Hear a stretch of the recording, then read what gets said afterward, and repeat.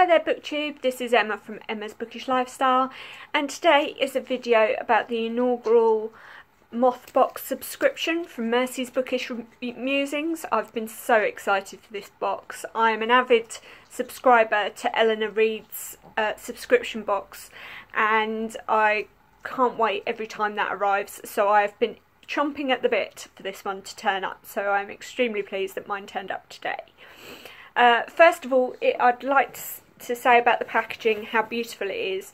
It comes in this lovely vintage faux straw recyclable paper nest, which not only does it mean that the books have come with absolutely no dents, no fragileness whatsoever.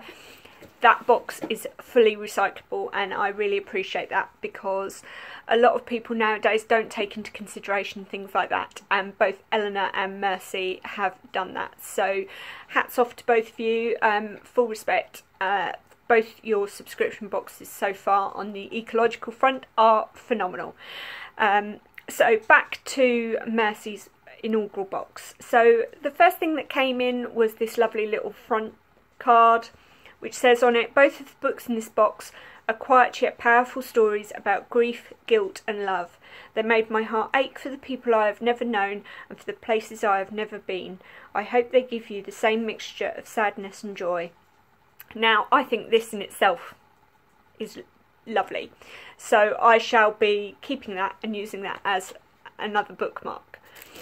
The first book we've got is here and comes with, again, a lovely beautiful vintage bookmark. There's something about craft card, you can't go wrong in my book, and vintage twine. I mean, everywhere on YouTube at the moment is talking about hygge. That to me screams it. And on the back of this particular bookmark it said, it felt as if the whole house were suspended in time, that ghosts and dreams and longings haunted it. So again, fantastic, another bookmark. So let's open it. Let's open my first ever Mercy's Bookish Musings book. This is where the twine knots and I look like a donut. Not quite, but nearly. I should have pre-twined. I think, there we go. So that's the first bit of twine. And it's beautiful green tissue paper. Oh, it's like Christmas come early. Excuse that yellow dot, I think it's a reflection on my glasses. And the first book we've got is Trio by Sue G. Now, I've never even heard of this, so this is fantastic, because this is the reason why I have subscribed to Mercy's box. She goes to smaller publishers. She also has a more eclectic mix of authors that maybe I haven't been exposed to.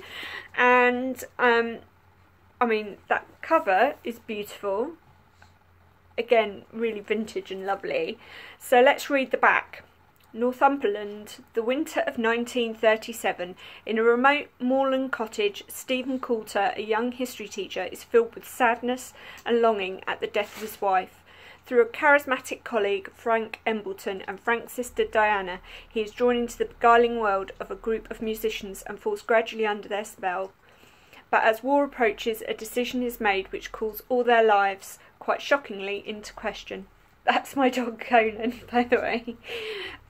Moving between the beauty and isolation of the moors, a hill-town school and a graceful old country house, Trio delicately explores conscience and idealism, romantic love and most painful desire.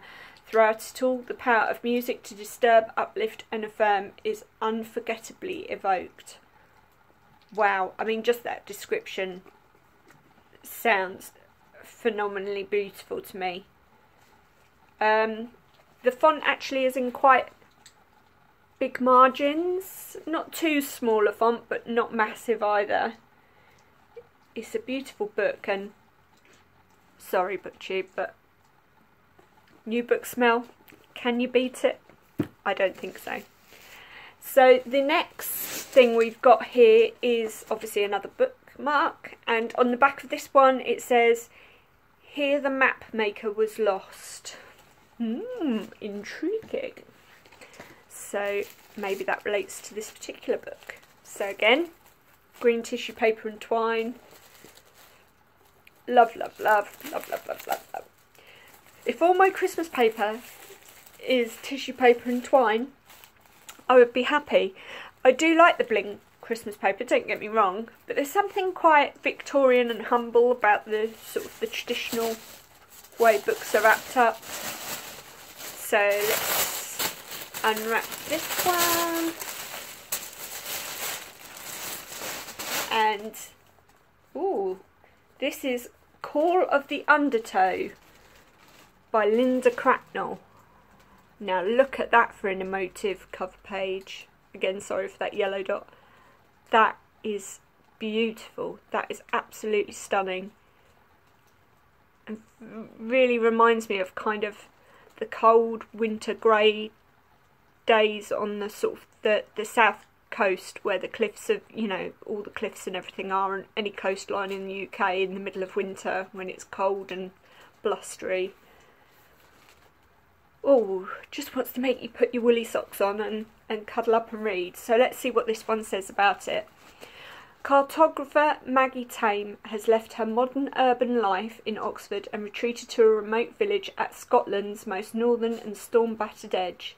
It's clear she is running from something hopeful to forget and be forgotten. But to the villagers, the question remains, what is she hiding from? Maggie's exile is disrupted by an unintended friendship with a local boy that stutters to life despite the chill in her heart. Trothan Gilbertson is strange, isolated, otherworldly, seems far more knowing than his 9 years, with secrets hiding deep in both his pasts. Women and child each find a space to bond within the myths and contour of the wind-swept bay. Oh, Emma, put your teeth in. As their lives become intertwined, the consequences will change the destinies of Maggie and Trothan forever, forcing Maggie to confront the tragic events that first drew her to this isolated place. Woo! Now, first off, I love that name, Trothan, and Scotland. Well, I've got Scottish heritage. I'm actually doing my family tree at the moment, and on my paternal side, a large majority of our family were crofters on the Isle of Skye and there and thereabouts, so Inverness, that kind of thing. So, and this is by Freight Books, so what can I say? An amazing first box. I am so excited. I have neither heard nor seen either of these books. They are absolutely stunning. They're beautiful. Or should I go?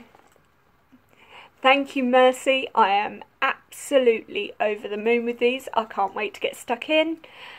In fact, I think I'm going to start one this evening. I've just finished a book yesterday. I've started a digital book and a comic, but there's always room for one more on my list, so I'm too excited to wait. I've got to read one of these tonight. Looking at it, possibly just because of the size, I think I'll start with Call of the Undertow by Linda Cracknell, and obviously, guys, I will be doing a full review of both books once I've finished them. I will be using my amazing Moth box bookmarks, and I will be recycling all the packaging, which is wonderful and fully recyclable.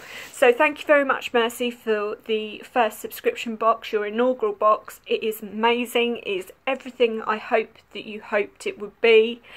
I can't wait to subscribe to your next one. And have a good evening, BookTube.